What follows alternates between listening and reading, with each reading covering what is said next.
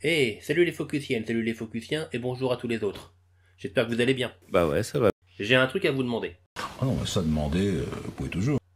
D'après vous, quel est le rapport entre un édit de tolérance, la révolte et la pendaison de Nat Turner, la bataille de Morgarten, le premier vol non captif de Montgolfière et le naufrage du Blanche-Nef? Je sais pas. Eh ben, tout s'est passé en novembre. Allez, on va aller voir ça. Premier focus, nous allons à Versailles, où le 7 novembre 1787, le roi Louis XVI signe un édit de tolérance. Cet édit met fin à l'édit de Fontainebleau, que Louis XIV avait signé presque un siècle plus tôt, en 1685, et qui mettait lui-même fin à l'édit de Nantes de 1598. C'est compliqué. Pour se remettre dans le contexte, il faut remonter près de 200 ans en arrière et revenir sur une histoire en 3 actes. En 1598, Henri IV signe à Nantes l'édit de Nantes, qui permet la liberté de culte et met fin aux guerres de religion. Puis, en 1685, Louis XIV signe l'édit de Fontainebleau, qui révoque l'édit de Nantes et cause une grande exode des Huguenots français qui quittent le royaume. Enfin, le 7 novembre 1787, le roi Louis XVI signe l'édit de Versailles, édit de tolérance qui permet à toute personne non catholique d'avoir un statut juridique et civil. Et ça, mine de rien, ça aide pas mal dans la vie de tous les jours. Vous voulez des exemples? Oui, s'il te plaît, des exemples. Allez, d'accord. Par exemple, plus besoin de se convertir au catholicisme pour les actes de la vie civile. Ça permet aux protestants et aux personnes de confession judaïque de pouvoir se marier avec ce qui ressemble à un mariage civil. Elles disposent ainsi d'un statut qui assure leur filiation et leur existence.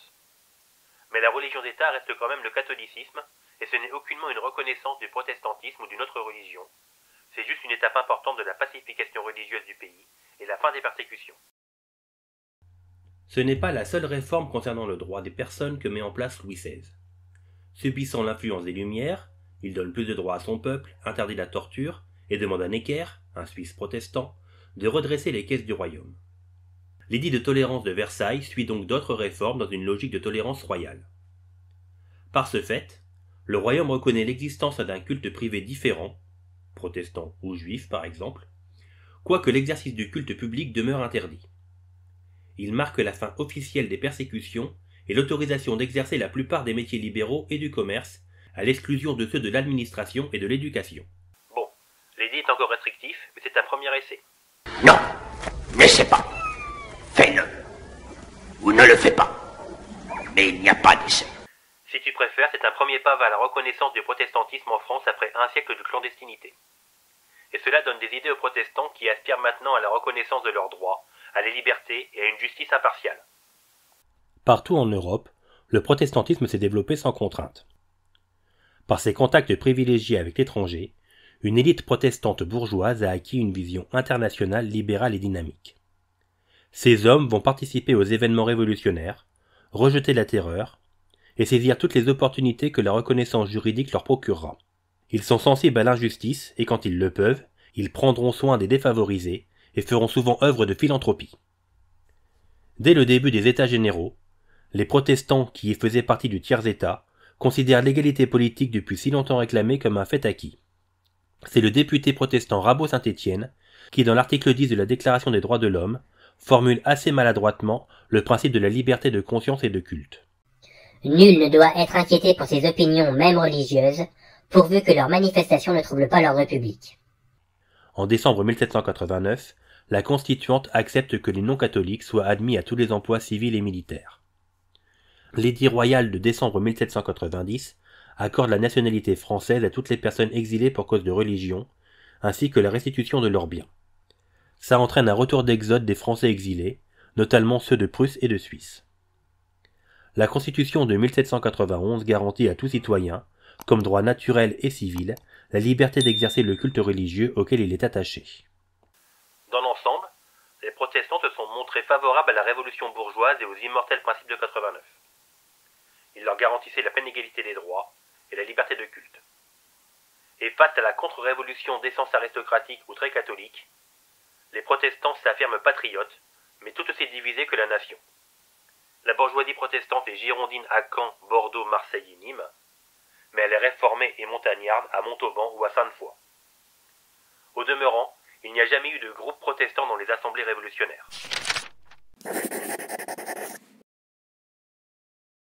Second focus. Nous voilà en Virginie en 1831, à la fin de l'insurrection de Southampton, aussi connue sous le nom de révolte de Nat Turner, la première révolte des esclaves américains.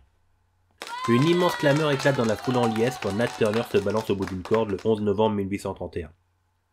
La foule, exclusivement blanche, s'excite et commet des actes racistes. Des enfants jettent des bananes sur le corps de Turner. On lui crache dessus. On lui arrache ses vêtements. On le tape. On va même jusqu'à le décapiter. Acte de racisme et de haine ordinaire. Quelle indignité. Mais pourquoi tant de haine?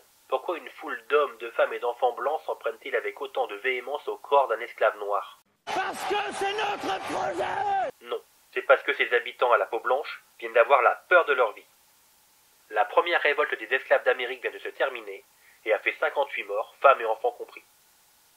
Et Nat Turner en était le chef. Et c'est toute la peur et la frustration de ces personnes qui explosent à ce moment-là. Nat est né en 1800 et devient très vite orphelin de père. La légende raconte qu'il se serait évadé vers le nord.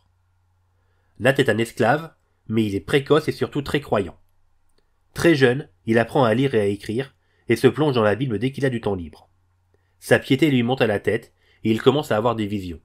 Des anges où le Saint-Esprit lui apparaissent et lui demandent de délivrer son peuple. Un peu à la manière de Jeanne d'Arc ou de Moïse. Il a 22 ans, et poussé par le souvenir de son père, il s'enfuit. Pour mieux revenir un mois plus tard. C'est Dieu lui-même qui lui a demandé de revenir et d'attendre de nouveaux signes. Ce sera là sa seule explication. Érudit et intelligent, il se fait vite surnommer prophète par les autres esclaves. 6 ans plus tard, il reçoit enfin un signe de Dieu qui lui demande de poursuivre la lutte contre le serpent, c'est-à-dire contre les blancs esclavagistes. À partir de ce moment, Nat, avec quelques compagnons, est prêt à l'action. Ils attendent le moment propice et un signe divin pour passer à l'acte. Il leur faudra attendre 3 ans, mais enfin le jour arrive. Un jour de février 1831, une éclipse de soleil apparaît dans le ciel de Virginie et Turner interprète ceci comme le signe qu'il attendait. En plus, ce signe est suivi par un second quand le ciel s'obscurcit en plein jour quelques mois plus tard, à cause d'un volcan lointain qui a explosé. C'est le moment. Turner et ses compagnons rentrent dans la maison du maître et le tuent avec femmes et enfants dans leur lit. Leur folle escapade durera 36 heures, et rejoint seulement par une petite soixantaine d'hommes, ils vont massacrer 58 personnes, vieux, femmes et enfants inclus. Ah bah c'est super. Vous finirez de raconter ça à vos potes sur le chemin de retour. Allez. Mais les nouvelles vont vite, et les propriétaires voisins ont le temps de se barricader. La petite armée se dirige donc vers Jérusalem, le siège du comté, mais se heurte à la résistance des propriétaires blancs. Et c'est la débandade. Turner et 40 de ses compagnons se sauvent et passent leur première nuit de liberté dans les bois. Ce sera leur dernière. Seul Turner se terre et joue à cache-cache pendant plusieurs mois avant d'être arrêté. Mais les horreurs ne s'arrêtent pas là, et pendant 10 jours, des centaines d'esclaves sont encore massacrés, d'abord par représailles, et ensuite pour leur passer le goût de recommencer. Turner est arrêté le 31 octobre 1831, après presque 2 mois de cavale. Il est ramené à Jérusalem avant d'être pendu le 11 novembre 1831. Avant de le pendre, un procès est organisé pour la forme. Une cinquantaine d'autres noirs suspects sont jugés en même temps que lui. Turner affirme n'avoir tué personnellement qu'une petite fille et plaide non coupable. Peu importe, la cour le condamne à la pendaison par le cou et jusqu'à ce que mort s'en suive. Turner meurt sans qu'un de ses membres ou de ses muscles ne bouge, puis une immense clameur éclate dans la foule en liesse. Mais ça, je vous l'ai déjà raconté. Le troisième focus nous amène en Suisse en 1315, au moment de ce qui peut être considéré comme le début de l'indépendance de la Suisse. La bataille de Morgarten est aujourd'hui encore considérée comme une victoire importante des confédérés. Au début du XIVe siècle, les paysans de Suisse centrale, emmenés par Werner Stauffacher, se soulèvent contre les Habsbourg. La légende veut qu'ils aient remporté une victoire écrasante à Morgarten. Mais comme pour le serment de Grütli ou Guillaume Tell, le doute persiste. Où commence le mythe et où s'arrête la réalité? Les raisons de cette confrontation sont très anciennes. Elles remontent à plus de 200 ans. Les Vitsois sont en colère contre l'abbaye d'Einsfielden au sujet de la frontière entre leurs deux territoires. Du coup, ils déplacent régulièrement la marque de la frontière et en profitent pour piller l'abbaye en 1314. Et pour couronner le tout, les nobles locaux ne soutiennent pas la revendication de Frédéric le Beau à l'accession au trône impérial. Ils préfèrent appuyer celle de Louis de Bavière, et cela contrarierait beaucoup son frère Léopold, le duc d'Autriche. En plus, l'abbaye est sous sa protection. Il décide donc de punir les Hitsois et veut les remettre à leur place. Commence à me parler poliment. Jusqu'à présent, les sources sont cohérentes. Mais à partir de maintenant, on entre plus dans la spéculation. Même les fouilles archéologiques ne donnent pas d'indices concrets. Mais revenons à la bataille. On manque aujourd'hui d'indications précises sur le déroulement de la bataille. Ce qui est certain, c'est que le 15 novembre 1315, le duc Léopold de Habsbourg est tombé dans une embuscade à Morgarten. Le nombre des combattants et de tués reste incertain. Les indications médiévales sur les forces en présence et sur le nombre de morts est sans doute fortement exagéré. Alors apparemment, Léopold réunit ses troupes à Zug, une ville qu'il contrôle. De là, il prend la direction d'Aguerry en passant par l'abbaye. Alors pourquoi avoir pris par Sattel et pas par le col de Rathen? On n'en sait rien. Toujours est-il que les troupes de Léopold se retrouvent au pied du mont Morgarten, au bord du lac, sur un sol marécageux. Léopold ne s'attend pas à une attaque à cet endroit et c'est pourtant ce qui se passe. Il n'y a aucune source fiable qui indique le nombre de combattants et le déroulement de la bataille. Les attaquants bénéficient sûrement de l'effet de surprise et de la connaissance des lieux contre cet ennemi tout-puissant. Les Habsbourgeois cherchent leur salut dans la fuite, et Léopold réussit à s'échapper. Quelques semaines plus tard, une alliance est scellée entre les comtés d'Uri, d'Unterwald et de Schwyz, avec une lettre comprenant pour la première fois le mot confédéré. L'alliance prévoit l'aide mutuelle et le maintien de la paix, ainsi que l'obéissance envers les justes seigneurs et les mesures d'action communes.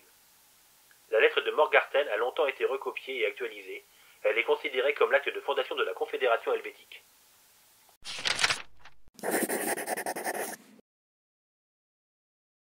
Quatrième focus, et nous voilà en France lors du premier vol non captif de Montgolfière. Un voyage de 20 minutes dans les airs et un atterrissage à la butte aux cailles font de ce premier vol un succès. Mais avant de parler du premier vol, faisons un bref retour sur l'histoire de la Montgolfière. Sois bref. On va essayer. La Montgolfière est une invention de frère Montgolfier. Mais d'où leur est venue l'idée? Déjà, d'un rêve, celui de voir l'humain voler. Tout a débuté un jour de grande lessive. Joseph fait sécher sa chemise et il la tient par le col au-dessus de la cheminée. La chemise se met à gonfler et Joseph se dit qu'il tient à un truc de malade. Il va faire part de sa découverte à son frère et les deux commencent à imaginer leur nouvelle invention. Ils bûchent, ils testent, ils essayent. Non, n'essaie pas. Fais-le. Ils l'ont fait, et en 1783, ils présentent leur invention. Le ballon s'envole et se pose 10 minutes plus tard dans un champ avant de prendre feu totalement et d'être détruite. L'invention des deux frères leur permet d'être invités à la Cité des Sciences pour faire une démonstration de leur invention qui intéresse plusieurs personnes, dont un certain Jean-François Pilâtre de Rosiers, dont nous parlerons plus tard. Les essais suivants sont des vols habités, avec à bord de l'aérostat un canard, un coq et un mouton. Jeff voudrait bien faire le vol habité, mais les scientifiques ne connaissent pas encore les effets des variations des organismes à une telle hauteur. Pour plus de sécurité, ils préfèrent attendre le résultat sur des animaux. Après cet essai, Jeff fait les premiers essais humains, mais en vol captif. Pourquoi captif? Pourquoi? Parce que Louis XVI ne veut pas que ses sujets mettent leur vie en danger, et refuse que les vols soient libres. À force d'insistance et de négociations, le roi finit par donner son aval mais détermine qu'il n'assistera pas à l'événement. Les frères Montgolfier, ayant promis à leur père qu'ils ne croient pas à la sécurité de leur machine de ne jamais voler, choisissent Jeff pour le premier vol. Il ne fait pas le vol tout seul. Il est accompagné par le marquis d'Arlandes, plus pour équilibrer la nacelle qu'autre chose. Le panier est divisé en 3 parties. Sur les côtés, la partie pour les passagers, et au milieu, la partie pour le brûleur. Comme ça, les 2 passagers peuvent alimenter le feu et contrôler l'altitude. À cette occasion, Jean-François démontre des compétences innées pour le pilotage et la manœuvre du ballon. Le ballon atterrit au bout de 25 minutes, après un voyage à 1 km d'altitude. Le mois suivant, le professeur Jacques-Alexandre Charles et les frères Robert, qui ont développé un ballon à hydrogène, font aussi leur premier vol, avec un voyage de 2 heures. Après le vol, le professeur effectue un second vol à 3 km d'altitude, et allez savoir pourquoi il ne remontera plus jamais dans une machine volante. Le premier vol féminin a lieu l'année suivante. Quant à Jean-François Pilâtre de Rosiers, il devient en 1785 la première victime d'un vol aérien. Oh bon! Je t'explique. Il s'est mis en tête de traverser la Manche. Il a construit alors son propre ballon, et il s'envole le 15 juin 1785, mais après quelques minutes de vol, la flamme du brûleur vient lécher le petit ballon d'hydrogène, et le ballon prend feu immédiatement. Le feu ravage tout, et en quelques instants, Pilâtre et son compagnon de voyage sont abandonnés à leur pesanteur et font une chute terrible de 1500 mètres. Rappelez-vous de la loi de la chute des corps, on en a parlé ici. Jean-François suffoque avant la fin de sa chute, ce qui n'est pas le cas de son comparse. Petit fun fact pour terminer. Lors du premier vol libre, dans le public se trouvait un certain André-Jacques Garnerin. On en a déjà parlé. Il sera animé toute sa vie par sa passion de l'air, ce qui l'amènera à faire le premier saut en parachute. Mais ça, c'est une histoire qu'on a déjà racontée.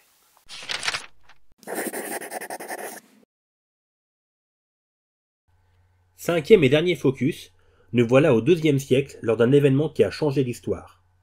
Le naufrage du Blanche-Nef plonge, quelques années plus tard, l'Angleterre dans une guerre de succession qui débouchera sur la guerre de 100 ans entre les Plantagenets et les Capétiens, mais ça c'est une autre histoire.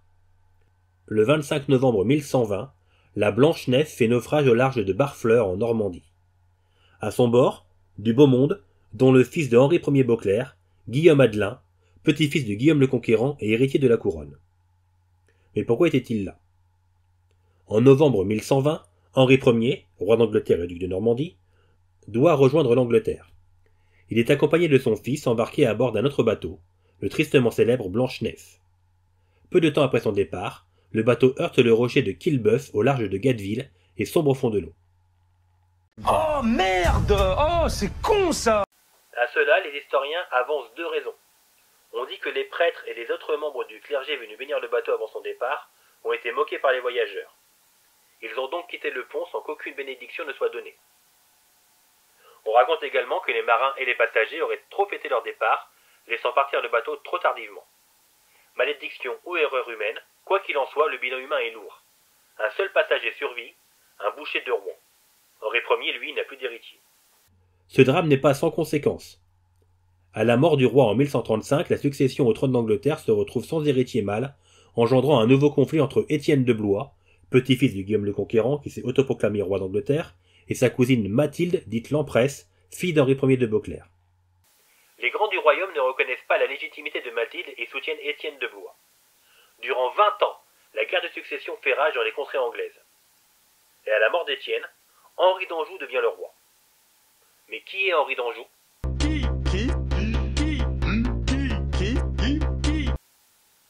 Eh bien le fils de Mathilde, et l'époux d'Aliénor d'Aquitaine.